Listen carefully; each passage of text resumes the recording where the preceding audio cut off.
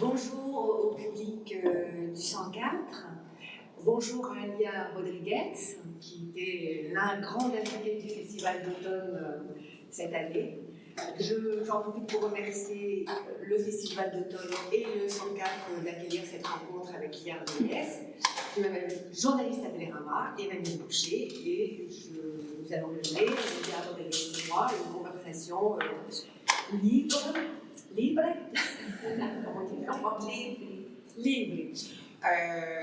sur sa vie, son œuvre et son expérience à Paris avec cette nouvelle création. Donc Lilia Rodriguez nous vient de Rio de Janeiro. Elle fait de la danse depuis 40 ans quasiment.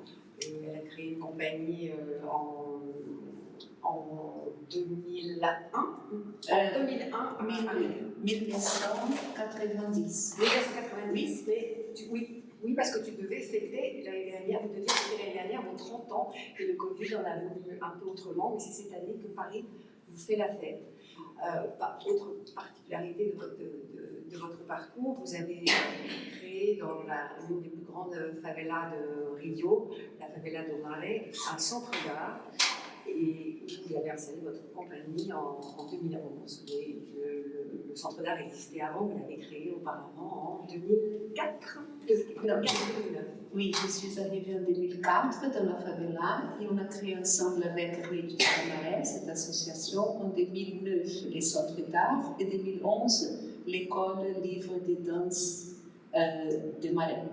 Donc on reviendra sur cette expérience, mais d'abord je voulais savoir comment vous aviez vécu votre atterrissage en France et à Paris, puisque la dernière fois que nous nous sommes parlé, vous étiez encore à Rio, et vous me disiez que c'était toujours difficile d'emmener, de faire voyager une création, votre création Encantado, a été créée en France alors qu'elle a été répétée à Rio. Alors est-ce que l'atterrissage s'est bien passé?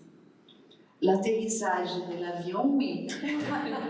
Mais j'ai écouté, je ne sais pas où, que les corps arrivent avant que l'âme arrive. L'âme prend 2 semaines pour arriver. Et moi, je sens que c'était ces 2 semaines qu'on a pris à Bordeaux, dans cet espace lauréat, qui c'est un espace pour la création, que la pièce a pu vraiment être tous les parties ensemble. C'était une situation assez complexe de travailler à Rio, au Brésil d'ailleurs, à ce moment, avec la crise sanitaire, avec un gouvernement, avec un président qui est génocidaire, qui a des actions contre toutes les actions démocratiques. Alors, ce n'était pas évident de faire une création à ce moment-là.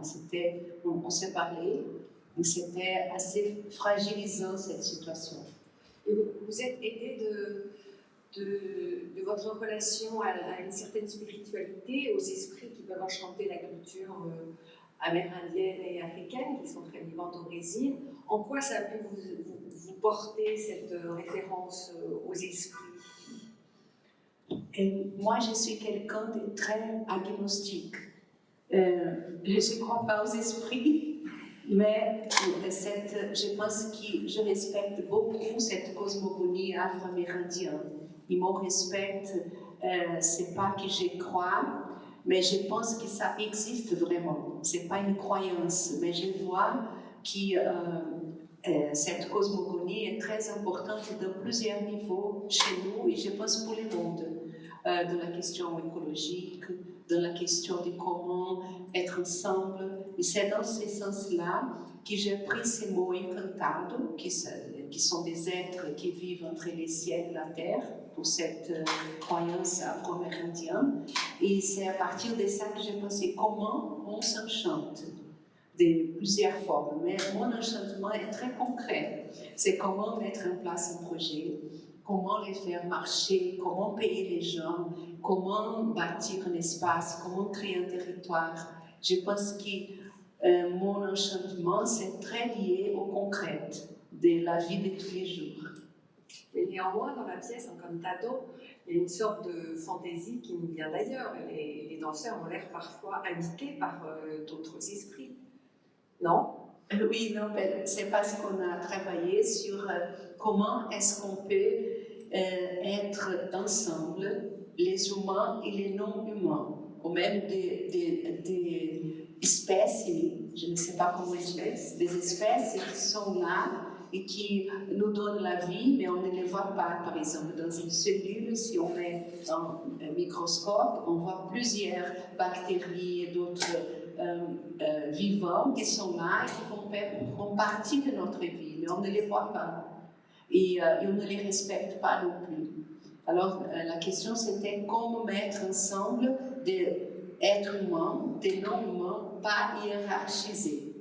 Et alors, on a créé toute cette sorte des animaux qui ne sont pas des animaux qu'on connaît, mais qui sont là, ils habitent comme partout ici dans l'air, il y a plein de choses qu'on ne voit pas, mais elles sont essentielles pour notre vie. Alors, c'était un peu dans cette schéma. Oui. Et ça a pu créer de nouveaux déplacements aussi sur scène et de nouvelles relations des danseurs entre eux. Oui, la pièce, je la vois partagée en 3 parties. Et ces 3 parties, elles sont très liées à la question de la crise sanitaire. Pourquoi? Quand on a commencé à répéter au Centre d'Art des Marais, c'était en avril, à peu près mars 2021, et la pandémie était, les gens qui mouraient au Brésil, la contamination est très très grande.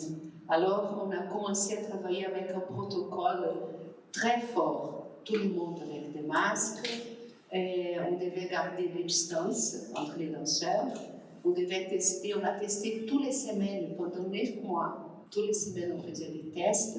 Il y avait quelqu'un qui nettoyait tout l'espace. Et alors, on a commencé à séparer. Dans la pièce, la première partie, ils sont seuls. Ils sont sur un schéma complètement. Et après, la deuxième partie, ils commencent à avoir des relations. Parce que ça, c'est arrivé chez nous, parce qu'ils ont eu la première dose, moi aussi, des vaccins. Alors, on a essayé d'enlever un peu les masques et tout ça.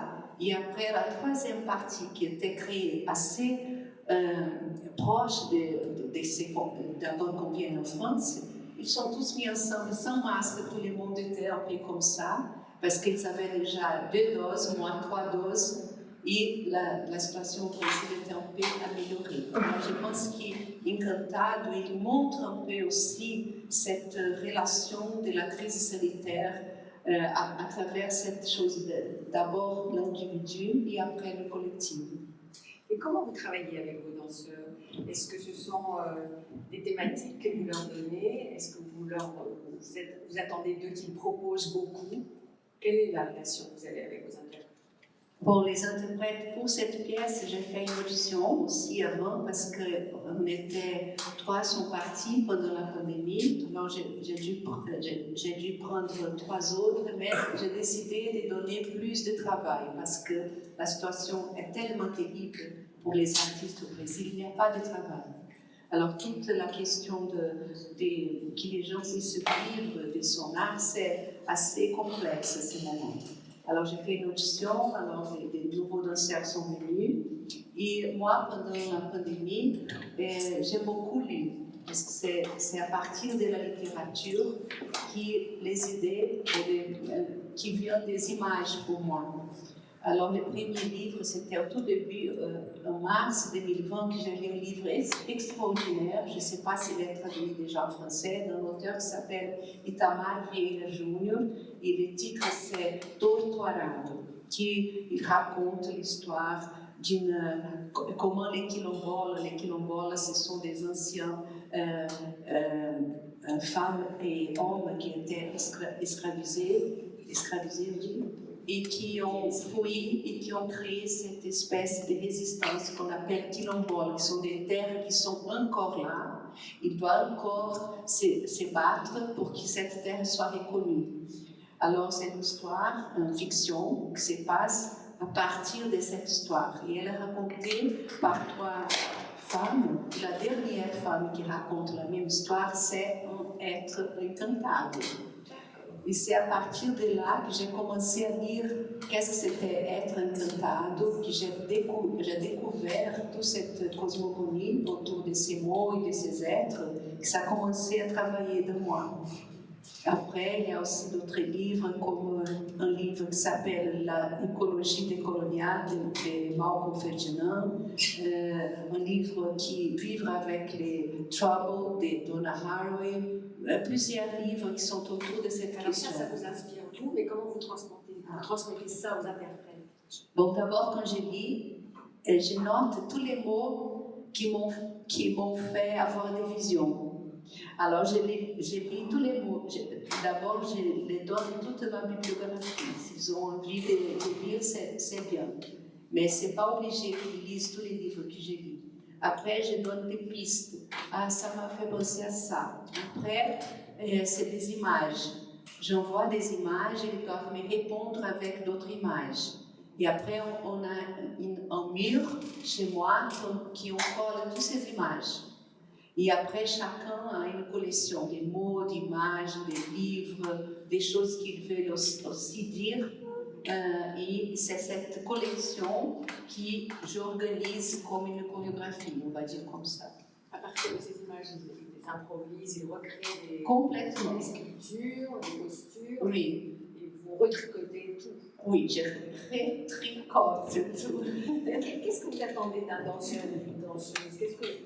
Qu'est-ce qu'il faut pour être danseur ou danseuse avec Lilia Rodriguez? Il faut avoir un désir d'être là, dans cet endroit de très fragilité qui est le droit de la création. Il faut savoir être fragile et en même temps avoir du courage, parce que je pense que la création, c'est un endroit où on doit avoir ces deux choses ensemble, fragilité et courage, pour aller en avant. Et vous comptez sur eux? Complètement. On crée ensemble et après j'organise toutes ces idées ensemble.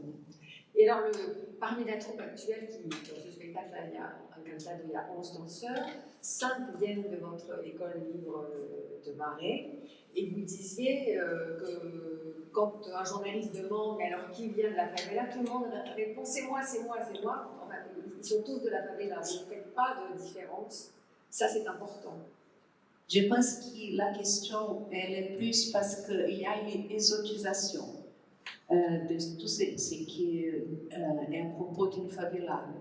Moi, je ressens ça comme si c'est une chose, on va voir la favela, c'est exotique, qui vient de la favela? Je pense qu'on doit traiter de ces sujets d'une autre manière, parce que normalement, on regarde, il vient de la favela, c'est comme si c'était une chose exotique, et ça, on n'aime pas ça, parce que je pense qu'il y a une énorme ignorance sur ce que c'est une favela. C'est pour cela qu'ici, au 104, avec José Manuel, on a décidé de faire cette exposition pour montrer que la favela n'est pas un endroit de la manque seulement, c'est un endroit de pouvoir, et en plus, la favela a beaucoup à apprendre pour la France, pour tout le monde, parce que là, on invente des façons de survivre, de construire des bâtiments, de faire de l'art, de faire des campagnes, des choses incroyables. Je pense qu'on doit apprendre avec eux. Oui, on sent à travers cette exposition qu'il y a beaucoup de photos, d'images, de petits films, qu'il y a beaucoup d'initiatives, que les gens sont très actifs, très joyeux aussi, et l'énergie dont vous parlez. Vous dites que ça vous a porté cette énergie de la favela. Vous ne seriez pas ce que vous êtes aujourd'hui si vous n'aviez pas vécu cette expérience. Complètement. Je dis toujours, moi je suis une femme blanche, classe moyenne, qui a eu les privilèges, tous les privilèges d'une femme blanche au Brésil, un pays extrêmement raciste et inégal. J'ai eu tout. Alors j'ai mes responsabilités, en tant pas seulement comme artiste, mais bien sûr comme citoyenne. Je dois regarder à mes responsabilités et je dois faire quelque chose. Et dans ce sens-là, c'est que je me suis rapprochée des Redes da Maré et des Marais pour pouvoir penser ensemble. Je dois apprendre avec eux. Et ce qui me frappe toujours, c'est l'énorme vitalité de construire. Parce que dans la favela, même si la vie dit non, ils disent oui à la vie, mais avec des actions très concrètes. Parce qu'on rappelle qu'il y a 140 000 personnes qui vivent, c'est l'équivalent de la ville de Brest, c'est ce que vous dites. Il y a un degré de violence énorme, tant des gangs que de la police qui vient y faire des opérations parfois pendant plusieurs jours. Donc, quelle est la stratégie des habitants et en quoi l'art peut-il les aider? Je pense qu'ils peuvent nous aider beaucoup plus que l'art peut les aider, parce qu'ils nous aident à comprendre qu'il y a des façons de s'organiser qu'on ne connaît pas. Alors il faut aller là-bas et voir comment ils font pour survivre et créer ces conditions. La vie, c'est pas facile là-bas, parce que toutes les choses qui dans les parties riches de Rio sont normales, tous les droits que la démocratie nous a donnés, là-bas ça ne marche pas de la même façon. Alors ils ont dû construire des autres initiatives pour pouvoir surmonter cette question-là. Par exemple, pour les coronavirus, la crise sanitaire, Redes da Maré a fait une campagne énorme qui s'appelle La Maré dit non au coronavirus, qui a mobilisé beaucoup des institutions pour faire des donations des aliments et des produits d'hygiène qui sont accumulés au centre d'art. Je rappelle que Redes, c'était l'association qui était là avant, sur laquelle vous êtes appuyé pour créer et le centre d'art et l'école libre ensuite. Oui, merci. Et alors, Redes da Maré a fait cette énorme campagne. Et le centre d'art, qui c'est un centre pour l'art, était, on dit fourré, rempli des aliments, de l'eau pour distribuer pour plus de 17 000 familles qui sont dessous la ligne de pauvreté. Et ça, c'était des camions qui rentrent, tout ça. On a fait une autre campagne pendant la pandémie pour changer notre toit. Alors, pendant que je faisais un cantado, il y avait tout ça qui s'est passé avec un petit rideau entre nous. On refait les toits. Je refais 5 fois les bois, les planchers. Tout ça pendant la création des cantades. Je pensais, comment est-ce qu'on va arriver à les finir? Et j'ai vu les gens qui travaillaient pour cette campagne toujours souriant, toujours en train de faire des choses. Je pensais, c'est pas possible que je ne suis pas capable de faire une création avec tout ce que j'ai, parce que je n'ai pas eu un sou de mon pays, mais par contre, j'ai eu une énorme collaboration, surtout de la France, pour ce travail. Donc, c'est pas possible que j'ai tout, je ne suis pas capable de faire une création. Parce que vous étiez plus inquiète que d'habitude cette année, c'était plus lourd. Je ne sais pas, mes enfants qui m'accompagnent depuis qu'ils sont nés, bien sûr, ils disent toujours, mais maman, tu es toujours malade quand tu fais une création, c'est pas différent des autres fois. Je dis toujours, non, cette fois-ci, c'est la pire. Ils disent toujours, ah, tu vas voir et tout, parce que je pense que quand je fais une création, je suis vraiment malade. Mais cette fois-ci était plus difficile à cause de toute cette situation autour du monde qui, bien sûr, me touche beaucoup. Tellement de gens qui souffrent, qui sont morts à cause de ça, ça me touche beaucoup. Et donc, vous dites que le territoire, la danse a transformé le territoire, sans doute, mais que le territoire a aussi transformé la danse. Dans quel sens il faut prendre cette double acception? Qui commence, en fait? Je pense que c'est plutôt le territoire qui a changé la danse que je fais, bien sûr.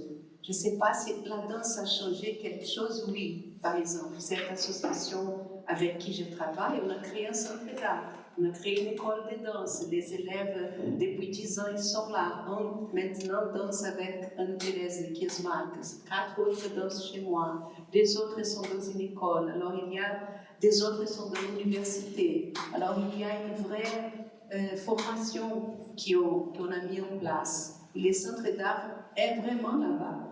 Et je pense que c'est plutôt les territoires, c'est un peu mixte.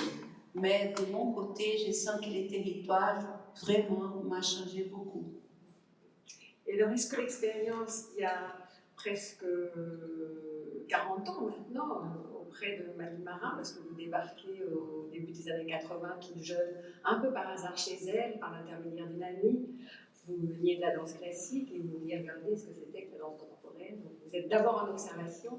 Et comment ça s'est passé la rencontre avec la marin qui reste un peu votre fée bienveillante? Ah, c'était incroyable parce que, en vrai, je faisais un peu de la danse contemporaine chez moi. J'avais 20 ans, je pense, 21 ans. Il a fait tellement longtemps que j'ai oublié. Mais c'était la première fois que Pina Bausch allait au Brésil pour présenter 3 œuvres. C'était en 1979. Et quand j'ai vu Pina Bausch, j'étais sous les chocs de voir qu'il y avait une danse comme ça. J'ai dit, je vais aller danser avec Pina Bausch. J'ai fait un workshop avec elle. J'ai dit, je pars pour te rencontrer. J'ai dit à elle. Elle rigolait un peu, mais j'ai fait tous les plannings pour aller à Wuppertal. Mais comme je parlais français, je parle encore. Très bien, très bien. Et j'avais une amie qui avait étudié avec Maggie dans l'école de Mudra, qui était ma professeure. Elle a dit, écoutez, quand tu arrives en France, tu appelles cette amie, parce qu'elle fait de la danse là-bas, comme ça vous pouvez vous connaître. J'ai appelé Maggie, elle m'a invitée pour prendre des cours avec c'était pas la compagnie Maggie Marin, c'était la compagnie Ballet Théâtre de l'Arche. Il n'y avait pas un siège, il n'y avait pas encore les centres chorégraphiques, c'était avant Mitterrand, avant Jacques Lang, c'était complètement différent. Et Maggie, elle répétait dans un salon, dans une église, l'église Rock. Il n'y avait pas de tapis de danse, c'était juste dans les bois où il y avait des fêtes avant. Alors c'était vraiment une autre condition. Et elle m'a dit, Lia, si tu viens, tu fais un cours avec nous. On faisait des cours partout à Paris et après on allait répéter.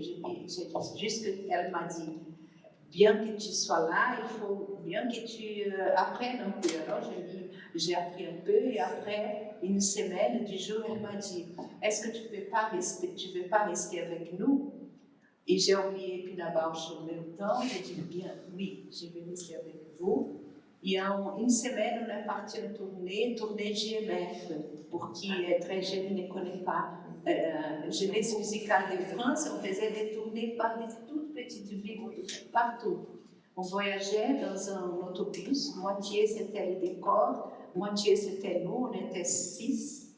Et on faisait tout, la lumière, je lavais le costume. Alors c'était pour moi une école, pas seulement une école pour apprendre qu'est-ce que c'est être un artiste, parce que Maggie, je pense qu'elle fait ça avec une éthique dans les sens politiques, dans les sens esthétiques, mais aussi qu'on doit faire tout pour faire une œuvre d'art. C'est pas seulement être l'artiste, je suis artiste. Alors, j'ai continué à être, et Maggie est comme ça. Oui, c'est ça. C'était une école pour moi. Et donc, vous avez créé Maybe, vous faites partie des créatrices de Maybe. C'est quand même une sacrée médaille, ça. Mais on ne savait pas que ce serait comme ça, parce que quand on a fait Maybe, les publics, ils s'en allaient. On était comme ça, né?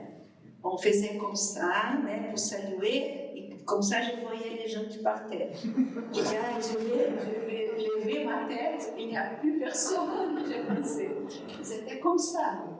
Et c'est incroyable comme la pièce, finalement, a eu ce succès énorme. C'est incroyable.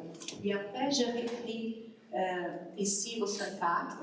On a eu une rencontre, José Manuel, Antoine Leblou et moi. Et Antoine m'a invité, José, pour reprendre mon rôle 40 ans après, en 2012. Et alors, retrouver le corps dansant d'il y a 40 ans, quel effet ça fait? C'est comme si j'avais monté les Himalayas, parce que j'étais tellement fatiguée. Mais parce que j'ai dansé depuis 30 ans, je pense. Alors j'ai dû me préparer, je me suis préparée toute seule chez moi. J'ai demandé à une danseuse de me faire réapprendre Maybe avec les vidéos et un petit carnet que j'ai noté tout du temps de la création de Maybe. J'ai réappris toute seule. Et après, je suis venue ici pour danser avec des gens, quelques-uns de mon âge, j'avais 58, 60 ans, je pense, 58. Il y en avait des danseurs de mon âge, mais il y avait aussi des danseurs de 20 ans. C'était très drôle de faire ensemble avec ces gens. Oui. Mais vous pensez renoncer vous avez dit non au fait d'être interprète, au fait de danser sur scène. J'adore danser maybe. J'adore faire partie d'une troupe. Je n'ai jamais dansé en solo de ma vie. Je n'ai jamais fait non. Seulement des solos chez Maggie, j'avais un solo quand elle était enceinte, mais j'aime bien cette chose de beaucoup de gens autour de moi. Je ne suis pas quelqu'un qui aime être comme ça, avec la lumière sur moi, je ne sais pas, dans ce sens-là. J'adore danser avec les autres. Et est-ce qu'il passe quelque chose de maybe avec cette importance du visage grimaçant, de la silhouette très appuyée? Est-ce que dans votre œuvre, il y a une influence qui a pu perdurer, d'après vous? Complètement. Je peux dire avec tous les mots que je suis très influencée par Maggie, toujours. Et ça, je pense que c'est une chance que j'ai. D'avoir ce dialogue artistique? Complètement. Et dialogue artistique et d'amitié aussi. D'ailleurs, elle m'a offert mes vies. Elle m'a offert mes vies pour que je fasse avec les élèves de mon école. On a fait un très beau projet. Ils étaient aussi ici au 104 pour montrer. Et c'était un projet magnifique parce que ça fait une liaison, une arche entre nous. J'ai fait les créations de Libye et après les élèves de mon école vont danser Libye. C'était incroyable, c'était un cadeau. Et quand vous chantez la perception du public européen de votre œuvre, comment vous sentez vibrer le public européen? Ou parisien, là, puisqu'on était à Paris, ça a été créé à Paris. Il y a quelque chose de particulier dans la réception de votre travail? Je ne sais pas vous dire. Pour Encantado, je suis très surprise parce que ça va très très bien. C'est pas que les autres étaient moins bien, mais là, il y a vraiment, les gens sont tellement contents. Peut-être c'est parce que c'est après la crise sanitaire. Je dis toujours, peut-être c'est la crise sanitaire qui le fait être si contente d'être ensemble avec nous aussi. Et une chose merveilleuse, c'est qu'ici au 104, on a ces publics. On a fait 2 fois des publics jeunes de toutes les origines. Ça, c'est un plaisir parce qu'ils peuvent parfois, ils rigolent pendant le spectacle. Quand ça finit, ils sont très enthousiastes. C'est très bien d'être en contact avec ces publics. Mais tous les publics sont bien. À Chaillot, à la première, il y avait une belle réception aussi. Ah oui, à Chaillot aussi, ce que je pense, c'est que c'est rare, mais je pense que c'est très bien de faire dans des endroits comme Chaillot, et que je suis aussi artiste associée comme au 104. Et on a beaucoup parlé de ça, l'importance qu'un artiste puisse être dans 2 endroits à Paris, parce que ce sont des publics complètement différents. On a eu beaucoup de chance, et d'ailleurs, Encantado va continuer sa tournée en France, dans le sud-ouest, sud-aquitain, comme on dit. Nouvelle-Aquitaine. En Nouvelle-Aquitaine, oui. On connaît bien les régions françaises, et il y a c'est la 2e fois que vous faites la version. Et le spectacle précédent, Furia, il va également tourner en France et on pourra voir tout ça jusqu'en février 22. Je signale aussi que l'exposition La Marée au 104 est une très belle exposition qui dure jusqu'au 26 décembre. Merci Liliane Rodriguez, merci le 104, merci le Festival d'automne. Merci à vous.